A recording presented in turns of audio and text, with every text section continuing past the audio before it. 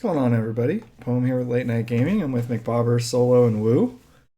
And we're going to be talking about some new cards that were recently spoiled for Star Wars Unlimited. So let's check these out. Our first card is Fallen Lightsaber. It's a 3-cost attached to a non-vehicle unit. If attached unit is a force unit, it gains on attack, deal 1 damage to each ground unit the defending player controls, and it gives you +3/+3. I think this card is super good. I think the fact that it's not unique is really important. You can slam a couple of these on a leader, and it makes it really hard to deal with that particular character. They've got, because it gives them a health boost and a damage boost. I'm really curious to see how far I personally can push this card. Now, what do you think, McBobber? Yeah, I'm kind of in a similar boat. I think it's awesome. If you can get like 3 of these on Vader, Vader gets huge. You deal 3 damage to all ground units on attack. It can get pretty nuts if you're, keep them alive and build them up with these lightsabers. What do you think, Solo? I mean, as the late night gaming Vader player, this is a gift from heaven.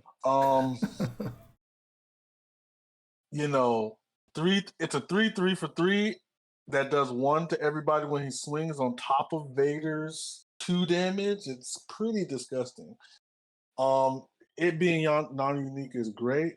But there's other cheeky things you can do with it, like putting it on regular units can even be beneficial. Giving someone else a 3 defense, 3 offense, like it's an amazing versatile card. You can spread the love. You don't have to put them all 3 on Vader. You could put 1 on Vader, 1 on Palpatine, 1 on, you could have a blast. So I love the card. S tier for me as it stands. So yeah. Woo? Is it an S tier card? No, it's definitely not an S tier card. It's still an attachment upgrade, right? It's still got the same flaws all upgrades do, is that you're double dipping on something. So, but I think it's very strong, and ideally villain will have some more force users to make use of it, other than just relying on Vader completely for it. The 3 health is really nice. I think overall it seems quite strong. I think it's very good. Like, the fact that it is an upgrade, yeah, you're saying it's a drawback, but it can be a benefit too, because the turn you play it, you're getting the stat bump. Whereas when you play a unit, you don't use them that turn. So it does, it seems like, I mean, I don't know. I'm not putting it S tier, but I would put it probably up there in like an A tier card. I think it's very good, especially as we get more force users. Get some Inquisitors or something. I mean, then it just gets even better. So eventually, it should make it to S tier for you guys. I'm just kind of seeing it ahead. It's a poem card for sure, because I like Voltron and stuff like that. So yeah, I mean, it's definitely, I built a Vader deck. I'm interested in it. I think the play is to play it with the green base that gives you the ambush on a guy, and you ambush in your Mahdi to get a reset. Seems like a good idea. Yep, that's been my play. I did it a few times earlier today. All right, next up we've got Mace Windu. He's a 7-cost unit he's a 5/7 with ambush. When this unit attacks and defeats a unit, ready him. McBobber, what do you think about Mace? I think he's a pretty universally good card. He just does a lot when he hits the table. He kills a bunch of guys. He can hit the base afterwards. Seems pretty good. He's very comparable to the Han Solo unit. Debatable which one's better, but I think I probably like Han Solo a little bit better in a vacuum, but it kind of depends what your game plan is. Like, because this guy can hit the base the turn he comes down, assuming he kills somebody. So it's pretty good. So you're saying like kill 2 guys, and then hit the base, and then hit the base. I mean, if they have lots of little guys, you can kill them all and then hit the base. He'll clean up droids all day long. So does that happen in one action, or is it just is that how No. ambush works? No, he's just readied again. Yeah, you ambush, kill the guy, you ready, and then next action you can kill another guy and ready again. Gotcha. Okay. Dumb question, but somebody had to ask it. Solo, what do you think about Mace? I think I know at first glance I've heard some commentary that it's hard to play Mace right now because Red Hero doesn't have much to build on.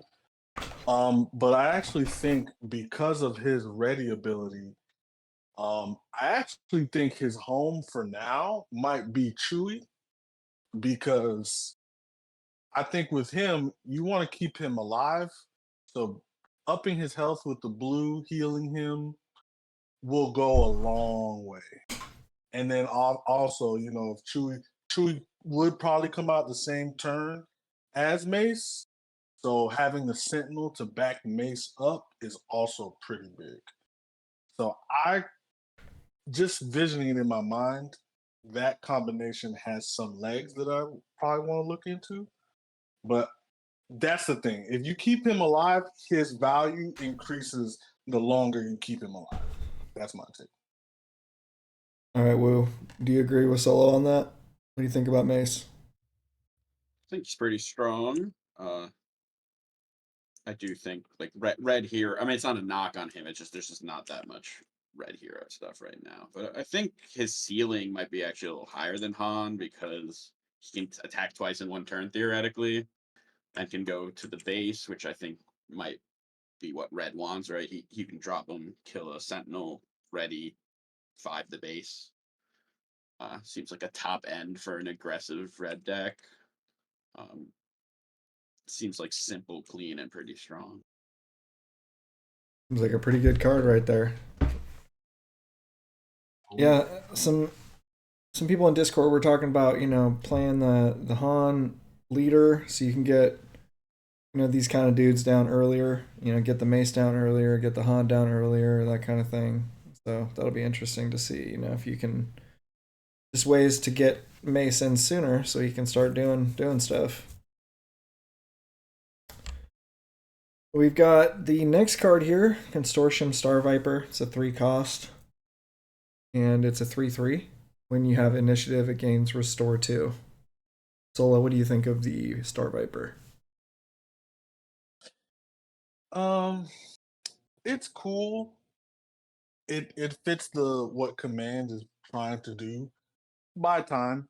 Just buy time and get to the end game. So the restore helps. But at the same time, it's a 3/3/3, which can be a little underwhelming. And this just dies to one of Poem's favorite cards. That just turn 3 play and just kills this. So yeah, it's tough. It needs a lot of help, and because it needs a lot of help, it can only be okay. I don't think it can get better than that. Woo, do you like this card? No, I don't. It just seems like a draft filler to me. Draft filler, move on to the next one. Nothing to see here. Yeah. So it's better than the next one. It is better than the Wow. next one. Because it's draft filler. Wow. Right. Nothing here. Nothing to see here. I just don't like the keywords on it. I'm starting to get sick of all these, these keywords that don't really do anything. They're not like you're not getting the rebel or the imperial or whatever. You're not getting the traits. Yeah, the traits. Yeah, that's the one. That's what I was thinking of. It's like that kind of stuff matters. You're playing a Vader deck or something. You need to play a villainy card or something, and then this doesn't count as that. It's just, I don't know. It's hard for me to envision this thing, seeing much play. But what do you think, McBobber? Yeah, I'm kind of with Woo here. Unless we can get something to support these traits, fringe or fighter or something, there's not really anything special going on with this. So it's just not my kind of card. Okay. Our next card, Tactical Advantage is a 1-cost event, and it allows you to give a unit +2/+2 for the phase. Woo, what do you think of this one? So the last one was draft filler. This is pack filler. This makes your pack thicker. There's not much to do with it outside of putting what you would say your drink on, so your table doesn't get wet. Yeah, Currently, that's right? a coaster. Currently, if they make a card that synergizes magically with somehow getting targeted by some event, like you win the game if you target something with an event, then sure. Like, but this is just so low impact. It's temporary. The health doesn't even like protect it from getting traded because it drops off and whatever it was on would die anyway. You don't get to action cheat an attack with it. You're spending spending a card. It's a whole lot of nothing going on there. Yeah, I don't really need to say much about this because I'm pretty sure McBobber is going to lay the hammer down for everybody here. Go ahead, McBobber. I mean, I tore this card apart so hard on Discord that I don't know how much I want to retread the same thoughts here in the video, but essentially this is the worst card in the game, like bar none. This card, I think, will be the worst card in the whole set. I'm saying it, predicting it now. What a hot take, boy! That take is coming straight out of hell.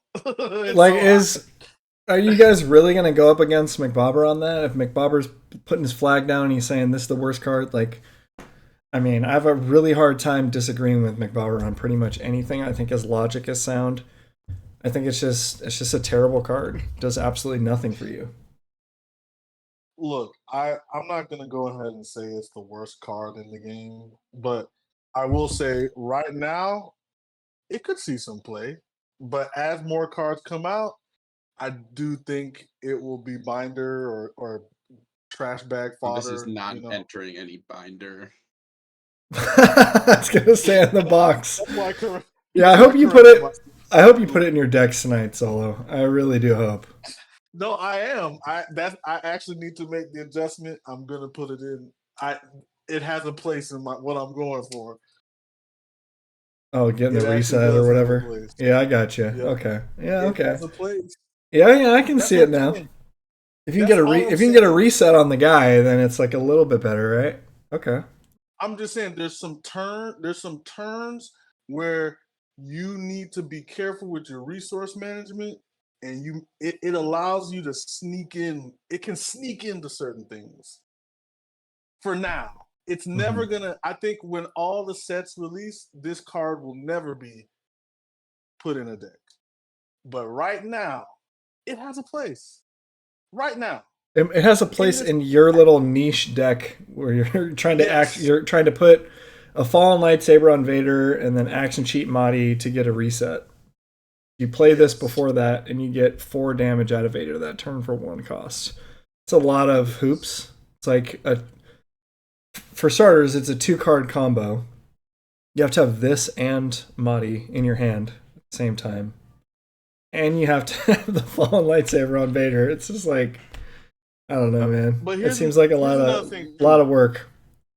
Here's another thing, too. What I like about it is that it could potentially buy your card, a certain card that you want to live another turn, or it can like make the trade your opponent's trying to make worse. Where it's like, oh, you're gonna kill 3PO or whatever, and it's like I dropped this on 3PO. Now you're taking 3 damage instead of just 1. It's like, I mean, any little bit of an advantage matters in games, so it just depends, right? It just really depends. Really depends. Yeah. Because this is a game of trading, and that card helps with trading. So thank you for representing the 5 people out there in the audience that agree with you. I appreciate that. We had the devil's advocate perspective there. You have people who are contrarians, and they will fight you over this. So I'm here for those people. Yeah. I'm gonna, I'm glad I don't have to buy any more coasters after that one was printed. All right, we've got Takedown. It's a 4-cost event. Defeat a unit with 5 or less remaining HP. I think this card's great. I don't know. Gets through shields. I prefer it over, open fire. I think it's great. I'm putting it in all my blue decks. McClover? Yeah, it's good removal. It takes care of a lot of early game threats. Gives you some good reach later on too. Can hit leaders, which is nice. It's good. Solo, you like this one? I don't like it, and the only reason why I don't like it is because it makes it easier to kill Vader. All right, that's the only reason why I don't like it. Other than that, this is a phenomenal card. It's great removal. Woo, what do you think about Takedown? Yeah, I think it's really solid removal. It goes through shields, which is big. It does make me wonder though. So like, it's 1 more damage for 1 more cost than open fire, plus the upside of going through shields. Do we think that 5 is a significant break point though? Is that like what is making this better, I mean, or this is it kills. better? This can kill Sabine later, and the other one can't. That's true. They can both kill the other guy that we're gonna talk about today. Yeah, I'm happy with it. I think it's a staple for blue going forward. All right, we've got Sometimes some. too, your aspect choice, you might not necessarily be playing both blue and red, so it's not like an either or situation. Good point. All right, next up we've got Han Solo.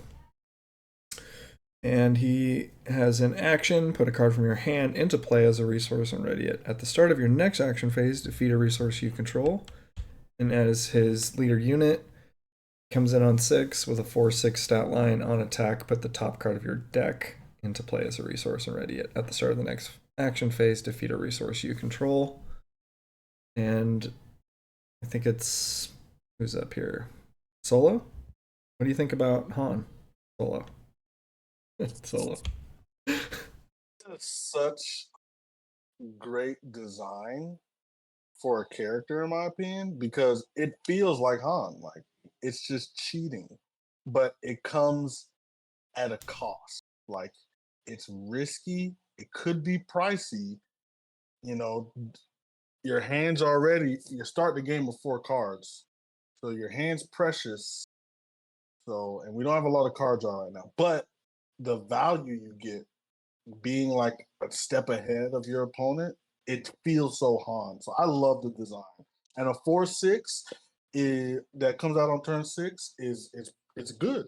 It's on par with, most leaders. So I What do think you? his ability is great. And then, sorry, No, you're good. Yeah. Anything else? and yeah, and then when his unit side is even better. So yeah, love the card. All Love right, the Woo, do you like him? I love this guy. Yeah, I really high on this. I think being able to play ahead of curve every turn is massive. It's gonna actually, some turns you can play 2 ahead of curve, right? So yeah, I'm quite sold on it being good. Okay. McBobber? Yeah. I think I pretty much concur, right? Like, he seems pretty good. His stats are good. He might be a 6 resource leader, but really he's more like a 5 resource leader, because you can just, cheat in an extra resource. You get him sooner. In which case he's, very comparable to like Boba Fett in stats, or Leia. And he's got a good ability. So yeah, good all arounder. Yep, I think he's. I mean, in the couple games I got on Felt Table, he seemed pretty interesting. I ran out of cards, so I got to figure out how to, make that happen. So. Well, that is another point I kind of forgot to make, but I think he really lends himself into like these like green based decks that have like drops that like give him value, like the big value drops like Callus, Home One, Han Solo, the character card, like everything that like basically recuperates the value you lose for having to blow up your cards for resources. Is he better than Boba Fett? That's tough. I So think play will have to decide that. it's just significantly different because Boba Fett doesn't ramp you into a big thing. It lets you play multiple smaller things because you can't like float those resources that he readies for you. So you have to play something, then ready the resources, play something. Whereas Han, you can play like a home one, sorry, not a home one. Yeah, home one on like turn 5 with Han. You can Right. play Han Solo on turn 4 with him. So it's a little different. That's how you know we're getting Millennium Falcon. It's gonna be great. You think there's gonna be something with him and the Falcon? Oh yeah, for sure. That's why I was gonna actually ask you guys, do you think there will be cards that like tie into this ability I think the littered Falcon. throughout the game? I think the Falcon has a good chance to do so. I mean, I could see the Falcon having an ability like if you discard it if it's defeated as a resource, you get to put it in play for free. I could see that. And then it only lasts a turn and then it goes back into the discard. I don't know if it needs that. Mm. That'd be pretty busted. You could get that. Add that ability. That's What how about strong this? the Falcon is. Yep. Well, what about this guy? C strong. IG88. Attack with the unit. You control more units than the defending player. The attacker gets +1/+0 for this attack. Comes in with 5 resources. He's a 5/4. Each other friendly unit gains raid 1. And Wait, I want to say this. You and McBobber need to lead. Let's forget the order right now. You and McBobber need to lead the discussion on this because I just want to sit back and eat my popcorn and listen to you guys hash this out. You gotta hash okay. this out. I mean, I don't really have much to say. I mean, he has 4 health. Just gets one shotted, like force choked, and then he's dead or whatever. I don't know. Seems bad. Do you see it differently, McBobber? I do like that he has the highest attack of any leader at his price point. But yeah, that low health is pretty rough. I guess this would have to lend itself to a deck that's going really wide. So probably just super aggro with like tons of 1-drops, which we don't really have the card pool for yet. So it's a struggle to make a decent IG88 deck with the cards we have. And even after we get all the cards, it's hard to imagine he'll be that great, but I don't know. Maybe his traits will be relevant. Who knows? Woo, do you think this guy's a coaster? Currently, yes. Just not going to dismiss this as much as tactical advantage, for instance. But I don't even think this guy's abilities are very strong. Like, his front side isn't even an action sheet. It's best case, it's deal 1 damage to the opponent's base. And it's like, if you can pull it off, right? If you control more units than the defending player. So it's a conditional deal 1 damage to the opponent's base. It's a very weak ability. 4 health is abysmal. I mean, I think the idea with this is somehow play like a really go wide flood deck, which we can't really do right now, and then just like force your opponent to do things and then like flip this guy and then attack with everything. Like if you can pull that off, it can be like 10 damage that turn or something. And like, right, he gives all your guys raid 1, he hits for a chunky 5. It just like, you need to just force the issue. So we want to just remember that this card exists and check back later. Yeah, I don't see anything right now that, like, yeah, I mean, if they make like red card, like tokens, right, like a card that when it comes into play, like makes another guy, right? Like an event that makes 2 stormtroopers, like things like that, right? That if you can like flood the board and you don't even like you just only flip this guy when your opponent is like exhausted, and then you just like get the value from him dealing 5. Okay. What about the Inquisitor? He's got an action. Deal 2 damage to a friendly unit with 3 or less power, ready it.